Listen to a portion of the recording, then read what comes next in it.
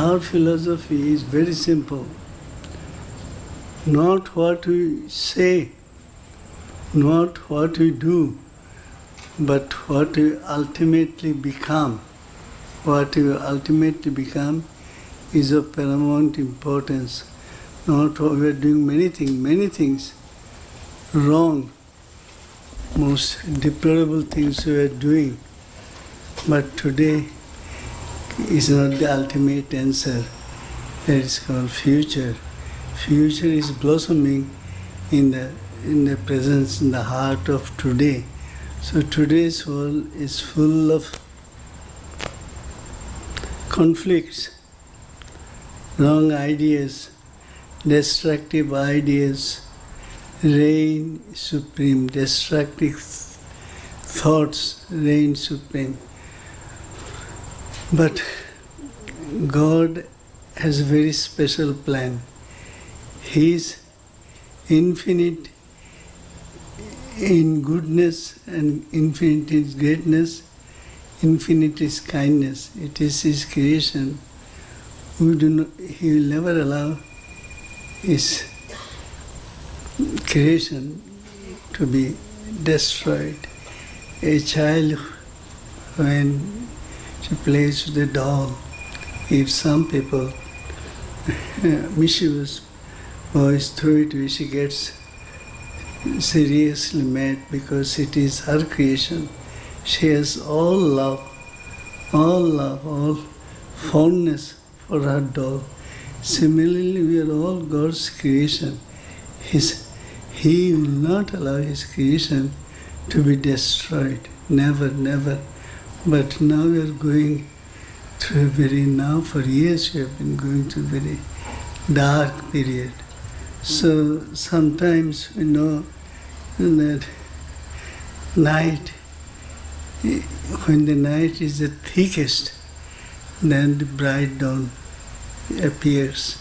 So here we feel that right now the world situation is most deplorable. But this is not going to last for good. It is a matter of, I feel, as a seeker, God seeker and God lover, I feel that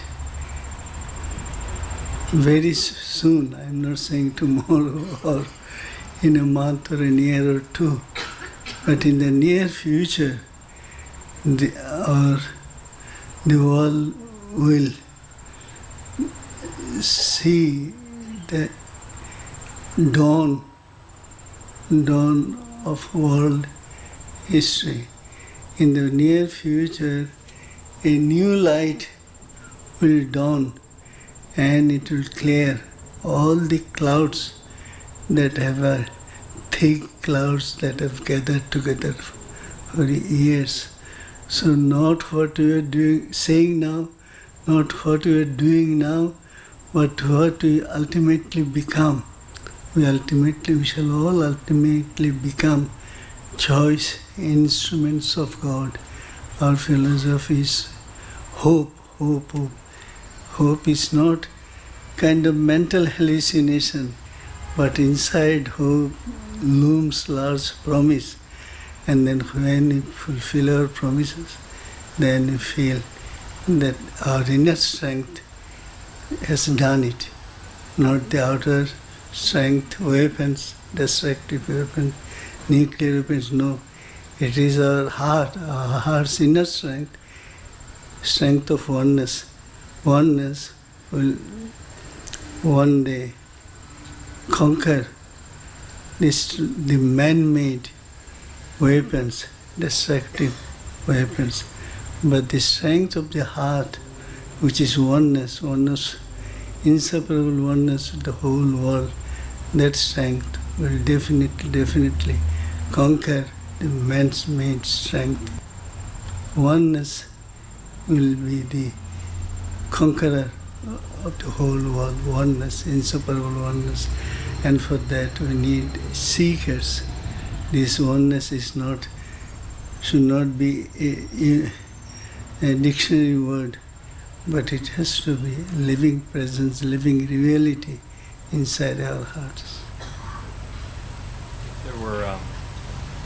there were one thing everyone that you're touching today could do tomorrow to help that, what would that be?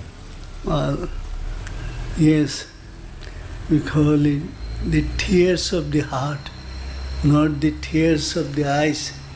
The tears of the eyes are fleeting. The tears of the heart, a cry, a most sincere cry for oneness, oneness, oneness. Political leaders always talk about oneness. This talk, division is in the, we see in the actions, it is always division, division. But the same people talk about oneness, and oneness does not come, it will never come, by exercising supremacy. We exercise supremacy. I shall have to be one step ahead of you, then it is oneness. This is called oneness of the present day world. But real oneness is, we shall see it not only stand side by side, but we shall be inside the heart of one another. That is oneness. My feelings, good wills, everything, I shall transfer into your heart, and vice versa. You also will do the same. Then, so oneness of the heart, oneness of the mind, it is a sheer joke. Oneness, when you talk about oneness with your minds, I feel that is nothing but joke. It is always, I shall have to be superior to you. I shall have to, by hook or by crook, I shall have to be superior to you. Then only it is oneness. This kind of oneness is no oneness.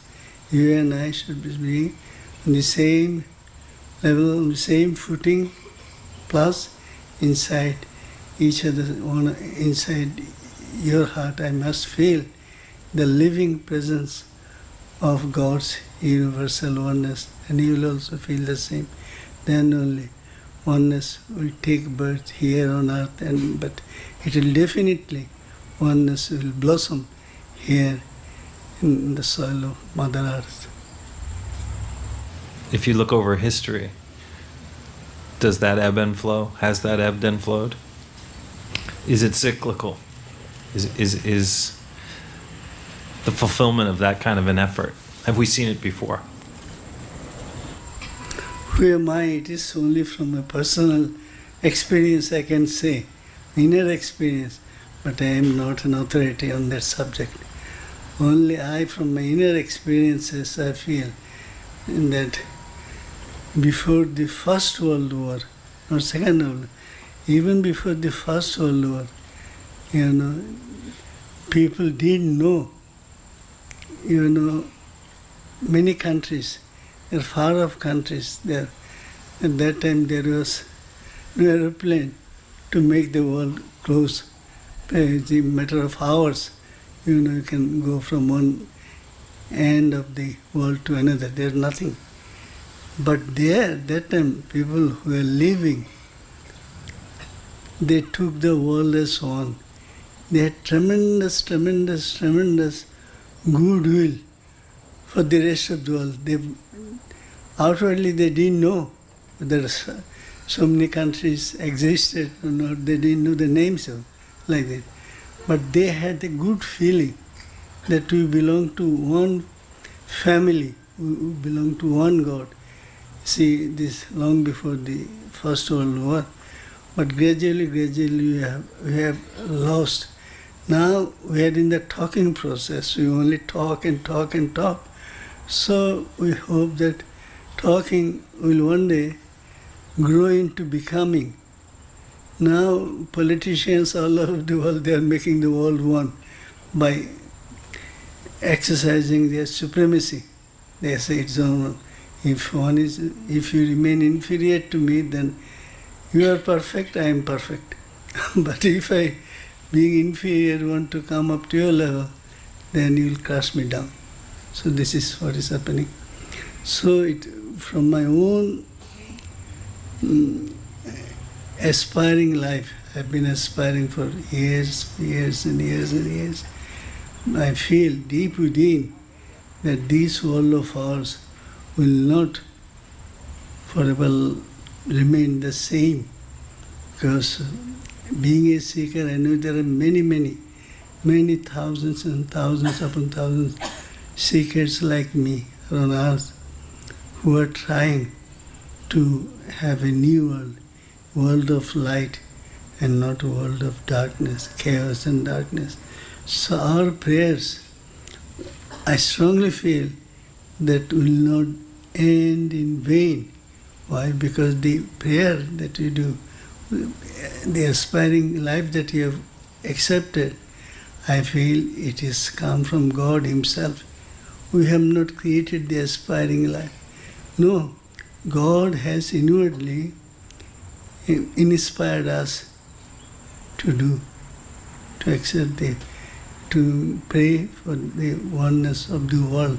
So this inspiration that we now have, I strongly feel and know that it has come directly from God. And God's will always prevail.